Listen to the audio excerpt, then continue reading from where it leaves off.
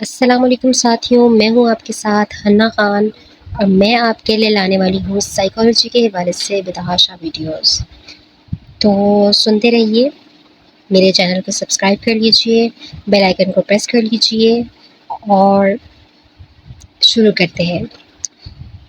तो आज का जो हमारा टॉपिक है वो स्पेशली मैंने प्रिपेयर किया था साइकोलॉजिस्ट वर्सेस साइकियाट्रिस्ट के हवाले से, क्योंकि बहुत से लोग होते हैं कंफ्यूज होते हैं वो इस हवाले से कि साइकोलॉजिस्ट और साइकियाट्रिस्ट में क्या फ़र्क है। तो आज मैं यही आप लोगों को बताने लगी हूँ। तो शुरू करते हैं। सबसे पहला मेन डिफरेंस क्या है साइकोलॉजिस्ट और साइकियाट्रिस्ट के हवाले से। साइकोलॉजिस्ट वो प्रोफेशनल्स होते हैं जो साइकोलॉजी में प्रॉपर डिग्री हासिल करते हैं।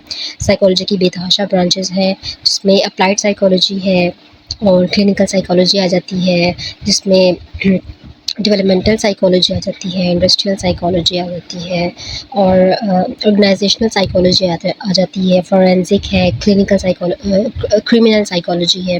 तो इस तरह बहुत सारी साइकोलॉजी की ब्रांचेस हैं।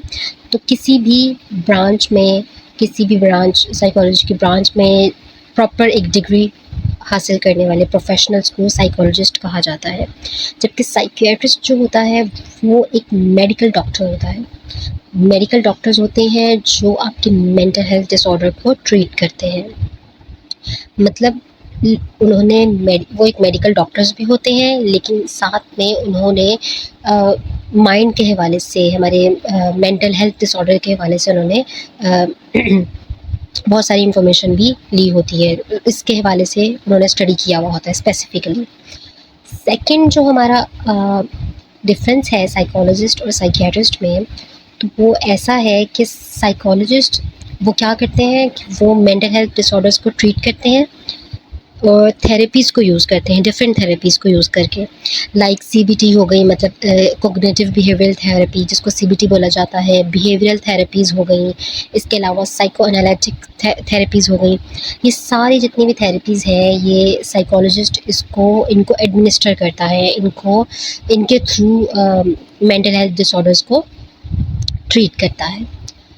जबकि जो साइकियाट्रिस्ट है वो थेरेपी भी यूज़ करता है according to mental health condition. जो भी कंडीशन होती है मेंटल डिसऑर्डर की, उसके अकॉर्डिंग वो थेरेपीज़ भी यूज़ करता है और साथ में वो मेडिकेशंस और मेडिकल इंटरवेंशंस भी यूज़ करता है। थर्ड डिफरेंस जो हमारा है उसमें साइकोलॉजिस्ट को ट्रेन किया जाता है कि वो एक पेशेंट को डायग्नोस करे, उसको ऑब्ज़र्व करे, उसको असेस करे। डिफरेंट असेसमेंट होते हैं जो एडमिनिस्टर करता है वो अपने पेशेंट पे। जब उसके पास पेशेंट आता है, लाइक अगर कोई डिप्रेशन का पेशेंट है तो उस पे वो डिप्रेशन की इन्वेंट्रीज़ होती हैं, डिप्रेशन के स्केल्स होते हैं, उनको एडमिनिस्टर करता है। इसके अलावा दूसरे दूसरे असेसमेंट्स टूल्स होते हैं जो एक साइकोलॉजिस्ट एडमिनिस्टर करता है। इसमें पर्सनैलिटी स्किल्स भी आ सकते हैं, इंटेलिजेंस स्किल्स भी हो सकते हैं। और इसके अलावा साइकियाट्रिस्ट क्या करता है, उसके पास अथॉरिटी होती है कि वो मेडिकेशंस प्रिस्क्राइब करेगा, वो मेडिकल प्रोसीजर्स को परफॉर्म करेगा related to mental health conditions. Patient के मेंटल हेल्थ कंडीशन को मद्देनज़र रख के वो उसको मेडिकेशंस देगा, मेडिकेशंस प्रिस्क्राइब करेगा, ठीक है, और मेडिकल प्रोसीजर्स को फॉलो करेगा। साइकियाट्रिस्ट का काम ये होता है। अब अब क्या होता है कि साइकोलॉजिस्ट जो होता है ना, साइकोलॉजिस्ट के पास फॉर एग्जांपल आपको एक एग्जांपल दे देते हैं कि साइकोलॉजिस्ट के पास एक पेशेंट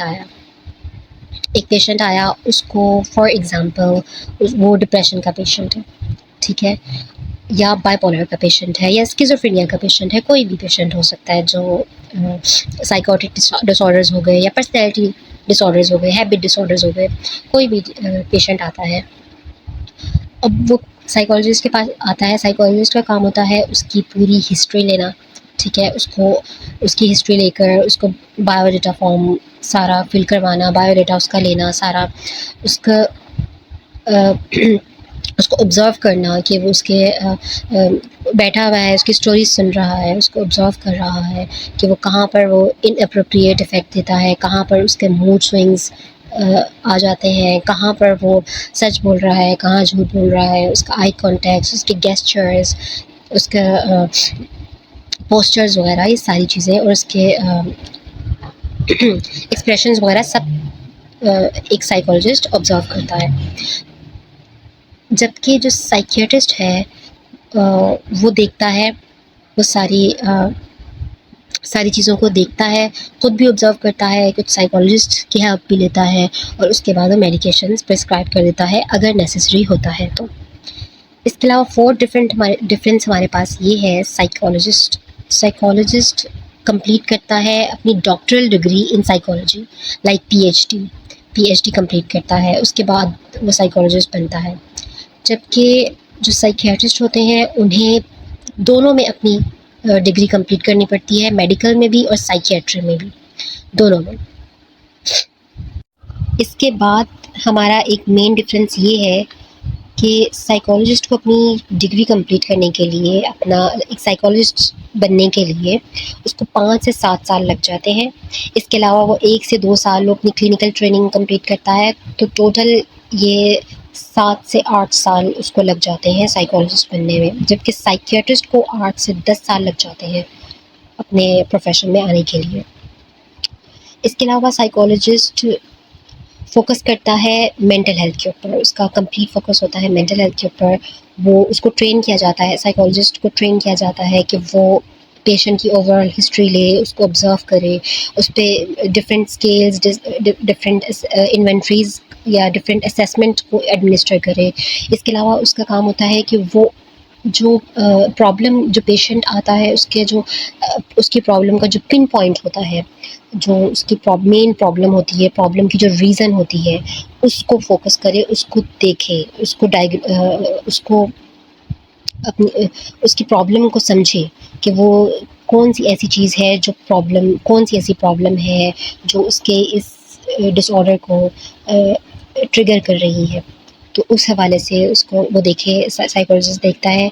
इसके अलावा साइकोलॉजिस्ट उनको डायग्नोस करता है और उनके ऊपर डिफरेंट थेरेपीज़ को एडमिनिस्टर करता है, लाइक सीबीटी हो गई, जैसा कि मैंने पहले बोला, बिहेवियरल थेरेपीज़ हो गई, साइको एनालिटिकल थेरेपीज़ हो गई। तो ये डिफरेंट थेरेपीज़ होती हैं जिनको वो एडमिनिस्टर करता है। जबकि जो साइकियाट्रिस्ट होता है वो दोनों में ट्रेन किया जाता है, उसको दोनों में ट्रेन किया जाता है और मेडिसिन्स भी दे सकता है। इसके अलावा वो मेंटल हेल्थ पे भी फोकस करता है। इसके अलावा जो साइकियाट्रिस्ट है वो साइकोलॉजिस्ट की हेल्प करता है जो कॉम्प्लेक्स से सीरियस मेंटल कंडीशंस होती हैं, मेंटल इलनेस होती है, उनको डायग्नोस करने के लिए हेल्प करता है। अच्छा, अब इस सारे प्रोसीजर में एक पर्सन जो सोशल वर्कर कहलाता है वो भी बहुत इम्पोर्टेंट होता है। एक पेशेंट को डायग्नोस करने में, उसको ट्रीट करने में, उसकी मेंटल हेल्थ पे फोकस करने में, उसको डिफरेंट ये प्रोसीजर जो है ये पूरा इसको फॉलो करने में, जितने भी सेशंस होते हैं, थेरेपीज़ होती हैं, इन सब को फॉलो करने में एक सोशल वर्कर का अहम किरदार अदा करता है। एक सोशल वर्कर अपना अहम किरदार अदा करता है। अब क्या है, साइकोलॉजिस्ट का तो काम है कि वो पेशेंट आया, उसकी हिस्ट्री ली, उसके थेरेपीज़ की, फैमिली थेरेपीज़ हो गई, ग्रुप थेरेपीज़ हो गई, इंडिविजुअल थेरेपीज़ हो गई, डिफरेंट थेरेपीज़ कर दी उसकी, ठीक है। उसके अलावा उसको असेसमेंट कर दिया, उसको डिफरेंट इन्वेंट्रीज, डिफरेंट स्केल्स उसके ऊपर एडमिनिस्टर कर दिए, डिफरेंट थेरेपीज़ उसके ऊपर एडमिनिस्टर कर दी, उसको ऑब्जर्व कर लिया, उसको डायग्नोस कर दिया। ये सारा काम साइकोलॉजिस्ट करता है। साइकियाट्रिस्ट क्या करता है, वो जो सीरियस इलनेस होती हैं, कॉम्प्लेक्स मेंटल इलनेस होती हैं, उनमें साइकोलॉजिस्ट की हेल्प करता है उनको डायग्नोस करने में। इसके अलावा मेडिकेशंस प्रिस्क्राइब करता है। अब जो सोशल वर्कर होता है ना, इसका काम ये होता है कि ये उस पेशेंट की जो हिस्ट्री है उसकी तहकीक करे, उसको पता लगाए। अब साइकोलॉजिस्ट अपना काम कर रहा है, साइकियाट्रिस्ट अपना काम कर रहा है, उनके पास इतना टाइम नहीं होता कि वो जाएं और उस जो पेशेंट है उसके घर जाकर सारी चीज़ों की तहकीक करेंगे, क्या आया कि वो पेशेंट सच बोल रहा है, क्या उसके जो उसका प्रॉब्लम है क्या वो सही है, यही प्रॉब्लम है जो उसने अंदाज़ा लगाया है, क्या क्या मसले हैं उसके साथ। वो जाता है इसलिए सोशल वर्क जाता है उसके उस पेशेंट के फैमिली के पास, उसके रिलेटिव्स के पास, उसके फ्रेंड्स के पास, उसके जानने वालों के पास जाता है और उनसे तहकीक करता है, उनसे हिस्ट्री लेता है सारी। तो सोशल वर्कर का ये काम होता है। फिर वो आकर वो साइकोलॉजिस्ट को बताता है, साइकोलॉजिस्ट के साथ इन्वॉल्व होता है वो उन थेरेपीज़ को एडमिनिस्टर करने के लिए, बाकी हिस्ट्री टेकन के लिए सोशल वर्कर जो होता है वो एक बहुत अहम किरदार अदा करता है। तो गाइज़ आज का लेक्चर यही इतना ही था। नेक्स्ट वीडियो के लिए आप लोग मुझे कमेंट करके ज़रूर बताइएगा कि मैं किस प्रॉब्लम को, साइकोलॉजी के किस टॉपिक को कवर करूं आप लोगों के साथ, आप लोगों के साथ शेयर करूं किस टॉपिक को। अगर आपको मेरा समझ आया है, कुछ कन्फ्यूजन है, आप मुझसे पूछ सकते हैं कमेंट बॉक्स में जाकर आप अपना क्वेश्चन लिख सकते हैं, मैं आपको बता सकती हूँ। इंशाल्लाह ज़रूर आपको बताऊंगी, आपके सवालों का जवाब दूंगी। इसके अलावा अगर आपको मेरी वीडियो पसंद आई है तो इसको लाइक ज़रूर कीजिएगा, शेयर ज़रूर कीजिएगा और काइंडली इस तरह की बहुत सारी इन्फॉर्मेटिव वीडियोस के लिए मेरे चैनल को सब्सक्राइब भी कीजिए, बेल आइकन को प्रेस भी कीजिए ताकि सबसे पहले आपको मेरी वीडियोज़ मिल सकें।